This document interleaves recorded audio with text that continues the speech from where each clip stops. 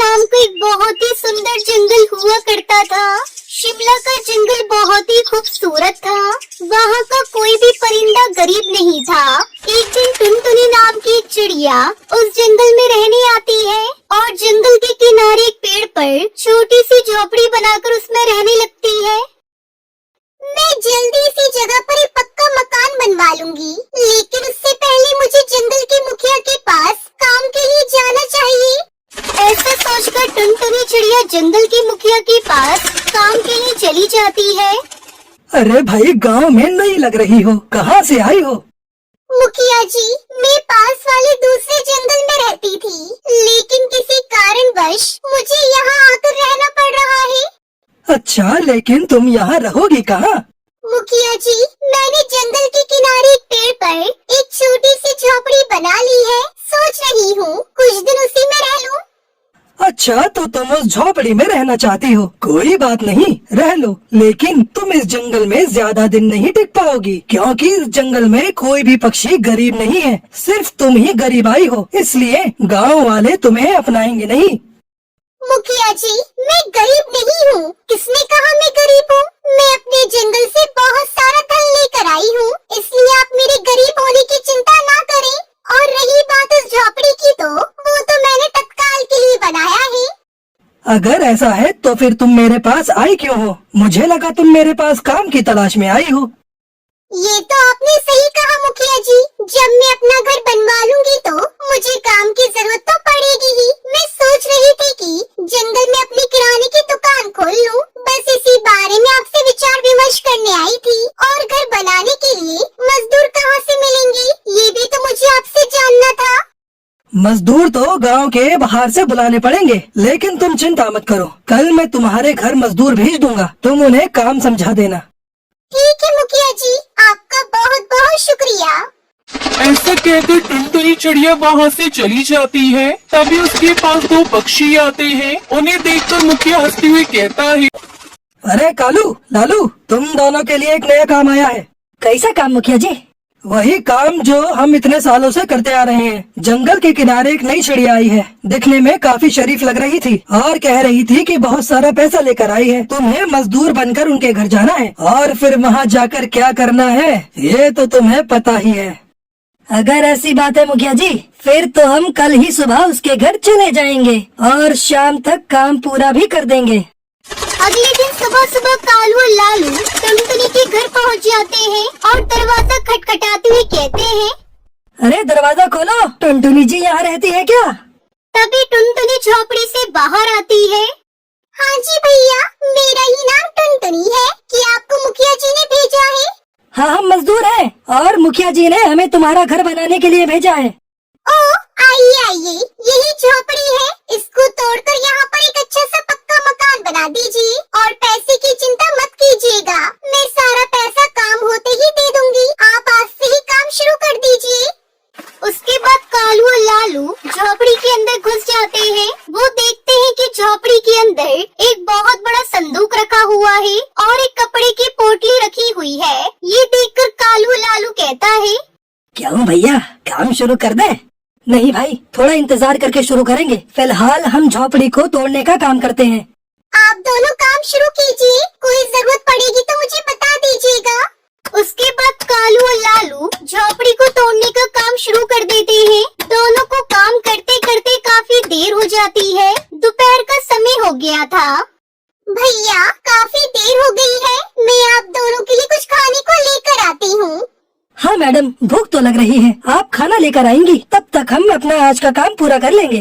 टुनटुनी के जाने के बाद भैया, ये तो चली गई, अब हम अपना असली काम शुरू करते हैं। देखिए, घर में सामान के नाम पर सिर्फ ये संदूक रखा हुआ है, क्यों ना इसे खोलकर देखा जाए।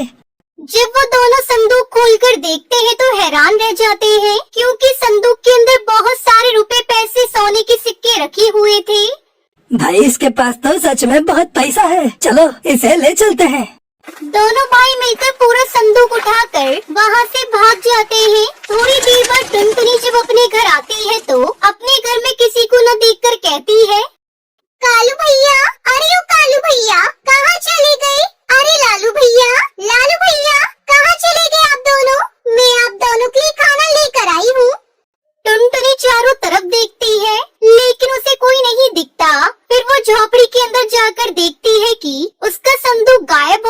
है। ये देखकर टुनटुनी रोने लगती है।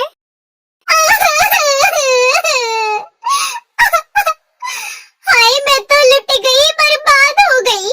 मेरी पूरी जिंदगी की मेहनत चली गई। अब मैं क्या करूँगी? टुनटुनी तुरंत मुखिया के घर चली जाती है और मुखिया से कहती है, मुखिया जी, सब बर्बाद हो गया। मैं लुट गई, बर्बाद हो गई। अरे क्या हुआ? तुम रो क्यों रही हो? शांत हो जाओ और मुझे पूरी बात बताओ। आपने जो आज 2 मजदूर भेजे थे, उन्होंने मेरे सारे पैसे, मेरी जिंदगी की कमाई चुरा ली और वो वहाँ से भाग गए। ये कैसे हो सकता है? क्या उन्होंने सारे पैसे चोरी कर लिए? कितने पैसे थे उस संदूक में? बहुत पैसे थे मुखिया जी। मेरी जिंदगी की कमाई थी उसमें। मैं अपनी सारी जमीन और घर बेचकर वो पैसे लेकर आई थी कि इस जंगल में आकर एक नई जिंदगी शुरू करूंगी। सोने चांदी के भी कई सिक्के थे उसमें। ये तो बहुत ही दुखद बात हो गई। तुम शांति से बैठो, मैं तुम्हारे लिए पानी लेकर आता हूँ। ऐसा कहकर मुखिया जैसे ही जाने लगता है, तभी टुनटुनी को कोने में अपना सिक्का दिखाई देता है। अरे, ये तो मेरा सिक्का है। इसका मतलब वो चोरी आपने करवाई है। मुझे मेरे पैसे वापस कीजिए। इसका मतलब तुम्हें आखिर पता चल ही गया। कोई बात नहीं, अब जब पता चल ही गया है तो क्या किया जा सकता है। तभी कालू लालू भी वहाँ आ जाते हैं। तुम तीनों मिले हुए हो, मैं अच्छे से समझ गई। मैं तुम तीनों को नहीं छोड़ूंगी। इस चिड़िया को उठाकर बाहर फेंक दो। कालू और लालू टुनटुनी को घर से बाहर निकाल देते हैं। टुनटुनी रोते हुए जंगल की तरफ जाकर बैठ जाती है। तभी वहाँ पर एक परी आती है। क्यों बेटी, तुम रोती क्यों हो? कुछ नहीं, मेरे सारे पैसे इस गांव के मुखिया ने चोरी कर लिए हैं। मैं क्या करूं? मुझे कुछ समझ में नहीं आ रहा है। बेटी, परेशान मत हो, मैं तुम्हारी जरूर मदद करूंगी। जिस घर में तुम रह रही थी, वो घर शीशे का जादुई महल बन जाएगा। क्या सच में? लेकिन इतने भव्य महल तुम मुझे क्यों दे रही हो? मैं दुनिया की मोह माया से दूर रहती हूँ। मुझे इन सब चीजों से कोई मतलब नहीं। तुम्हें ये जादुई महल दिया क्योंकि वो महल जादुई है, इसलिए तुम्हें वहाँ पर कोई तकलीफ नहीं होगी और वहाँ पर बहुत सारा धन दौलत भी होगा। आपका बहुत बहुत धन्यवाद परी। ये सुनकर वो परी वहाँ से चली जाती है। उस परी के जाने के बाद टुनटुनी वापस अपनी झोपड़ी की तरफ जाती है। वो जाकर हैरान रह जाती है, क्योंकि वहाँ सच में एक शीशे का बहुत खूबसूरत महल था। टुनटुनी जब उस शीशे के महल के अंदर जाती है तो ढेर सारा धन दौलत देखकर बहुत खुश होती है। टुनटुनी चिड़िया जादुई शीशे के महल में खुशी खुशी अपना जीवन व्यतीत करने लगती है। की बात है, एक छोटे से जंगल के पास एक घना जंगल था। उस जंगल में बहुत से पक्षी रहते थे, लेकिन उनकी जिंदगी बड़ी कठिन थी। उनमें से एक टुनटुनी चिड़िया थी। वो गरीब चिड़िया थी, जिसके पास ना तो कोई घर था और ना ही आराम करने के लिए कोई जगह। वो दिन भर इधर उधर उड़ती रहती और अनाज की खोज में मेहनत करती रहती। काश मुझे भी कोई अच्छा सा घर मिल जाए, जहाँ मैं शांति से बेफिक्र होकर रह सकूं। मैं कब तक ऐसे दर बदर फिरती रहूंगी? लेकिन उसकी ख्वाहिश पूरी नहीं होती थी। वो भूखी प्यासी बहुत सी बार पेड़ों के नीचे बैठी रहती और भगवान से यही प्रार्थना करती कि किसी तरह उसकी जिंदगी बेहतर हो जाए। एक दिन टुनटुनी चिड़िया बहुत थकी हुई जंगल के पुराने पेड़ के नीचे बैठी थी। अचानक एक चमकती हुई रोशनी ने उसे चौंका दिया। वो घबराकर इधर उधर देखने लगी। तभी सामने एक परी प्रकट हुई। वो परी बहुत सुंदर थी। उसके पंख चमक रहे थे और उसकी आंखों में एक रहस्यमयी चमक थी। टुनटुनी, तुम इतनी परेशान क्यों हो? आप कौन है और आप मुझे कैसे जानती है? मैं एक जादुई परी हूँ और मैं तुम्हारी परेशानियों को देख रही थी। तुम बहुत मेहनती हो, लेकिन तुम्हारी जिंदगी में कोई खुशियाँ नहीं है। टुनटुनी ने सर झुकाकर कहा, हाँ परी बहन, मैं बहुत गरीब हूँ। मेरे पास कुछ भी नहीं है। मेरे पास सर छुपाने के लिए घर भी नहीं है। तुम्हारी मेहनत और ईमानदारी देखकर मुझे तुम्हारी मदद करनी चाहिए। मैं तुम्हें एक जादुई चूड़ी घर दूंगी। यह घर तुम्हें सभी सुख सुविधाएं देगा। इस घर में तुम बिना किसी परेशानी के रह सकती हो। सच? क्या ये सच है परी बहन? हाँ, ये सच है। जब तुम अपने घर का दरवाजा खोलोगी तो तुम्हारे पास हर चीज होगी। तुम्हारा घर सुंदर होगा और तुम आराम से रह सकोगी। धन्यवाद परी, आपने तो मेरी जिंदगी ही बदल दी। बस ध्यान रखना टुनटुनी, जादुई चूड़ी का घर तुम्हारे लिए है, लेकिन तुम्हें उसे अच्छे तरीके से इस्तेमाल करना होगा।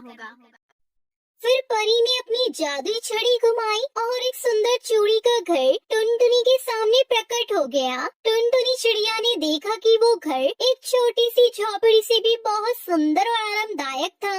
उसका दिल खुशी से भर गया। टुनटुनी चिड़िया अब अपने जादुई चूड़ी घर में रहने लगी। घर के अंदर हर तरह की सुविधा थी, यहाँ तक कि बाहर का मौसम भी हमेशा अच्छा रहता था। टुनटुनी चिड़िया खुश थी, लेकिन उसका मन कभी कभी शंका से घिर जाता। क्या ऐसा सच में कभी होगा कि कोई इस चूड़ी घर को चुराने की कोशिश करेगा? उसकी सोच के ठीक बाद अचानक जंगल में काला कौवा आकर बैठा। वो कौवा काले रंग का था और उसकी आंखों में गहरी शरारत थी। तुमने ये जादुई चूड़ी का घर कहाँ से पाया टुनटुनी? ऐसा घर तो केवल राजकुमारों और राजकुमारियों के पास होता है। ये मेरा घर है काले कौवे, और ये मुझे परी ने दिया है। मैं इसे किसी को भी छीनने नहीं दूंगी। ये मेरा चूड़ी का घर है। तुम्हारी बातों से तो लगता है कि तुम बहुत खुश हो, लेकिन क्या तुम जानती हो कि ये घर एक दिन तुम्हें दुखी कर देगा? तुम क्या कह रहे हो काले कौवे? ये घर मुझे खुशी देता है। इस घर में मैं बिना किसी परेशानी के रहती हूँ। देखो, तुम्हें कोई न कोई दिन ऐसा आएगा जब तुम्हारा घर तुम्हें परेशानी में डाल देगा, और मैं यहाँ हूँ तुमसे ये घर छीनने के लिए। टुनटुनी चिड़िया डर गई, लेकिन फिर उसने सोचा कि परी ने उसे घर दिया था तो उसका कोई बुरा नहीं कर सकता। फिर उसने काले कौवे से कहा, मैं डरने वाली नहीं हूँ कालू कौवे। तुम चाहो तो मेरे साथ आकर देखो, ये घर कितना अच्छा है। ठीक है, देखता हूँ मैं तुम्हारा घर कितना अच्छा है। 3 दिन तक कालू कौवा टुनटुनी चिड़िया के घर के आसपास घूमता रहा। वो हर जगह से घर को जांचता, लेकिन कुछ भी गलत नहीं पाया। टुनटुनी चिड़िया की खुशी और आराम देखकर वो और भी जलने लगा। एक दिन कालू कौवा फिर टुनटुनी चिड़िया के पास आया और उसने खतरनाक चाल चली। टुनटुनी, अगर तुम चाहती हो कि तुम्हारा घर और भी अच्छा हो जाए तो तुम मेरे साथ एक काम करो। क्या काम? तुम ये घर मुझे दे दो, मैं तुम्हें इससे भी बेहतर घर दूंगा। तुम्हारी बातों में कोई सच्चाई नहीं है कालू कौवे। मैं तुम्हारी बातों में नहीं आऊंगी। कालू कौवा चुप हो गया और टुनटुनी चिड़िया की चूड़ी घर की ओर देखता रहा। उसकी आंखों में खतरनाक चमक थी, लेकिन टुनटुनी चिड़िया ने उससे डरने का नाम नहीं लिया। टुनटुनी चिड़िया ने फिर अपने जादुई घर में जाना शुरू किया और वो परी की यादों में खो गई। उसे यकीन था कि परी ने उसे कभी अकेला नहीं छोड़ा और न ही उसके साथ कुछ गलत होने देगी। एक दिन कालू कौवा फिर टुनटुनी के घर आया। वो भी इतना उदास था कि उसने टुनटुनी चिड़िया से पूरी तरह बदला लेने की योजना बनाई, लेकिन तभी परी एक बार फिर सामने आई। काले कौवे, तुम अपनी चालाकियों से टुनटुनी चिड़िया का जीवन बर्बाद नहीं कर सकते। तुम क्या कर सकती हो परी? तुम उसे कोई और घर नहीं दे सकती। ये चूड़ी का घर मेरा होगा। तुम्हें जो चाहिए था वह तुम्हें मिल चुका है। टुनटुनी चिड़िया को तकलीफ देने की कोशिश करने के बजाय तुम्हें अपनी जिंदगी सुधारनी चाहिए। फिर परी ने अपनी जादू से कालू कौवे को परेशान करना शुरू कर दिया। ये सब देखकर कालू कौवा बहुत डर गया और धीरे धीरे वहाँ से उड़ गया। टुनटुनी चिड़िया ने देखा कि परी ने उसकी मदद की थी। टुनटुनी चिड़िया, अब तुम किसी से डरने की जरूरत नहीं है। यह जादुई घर तुम्हारे लिए हमेशा रहेगा, क्योंकि तुमने कभी किसी को नुकसान नहीं पहुंचाया। धन्यवाद परी, तुमने मेरी जिंदगी को सही दिशा दी है। मैं अब कभी भी घबराऊंगी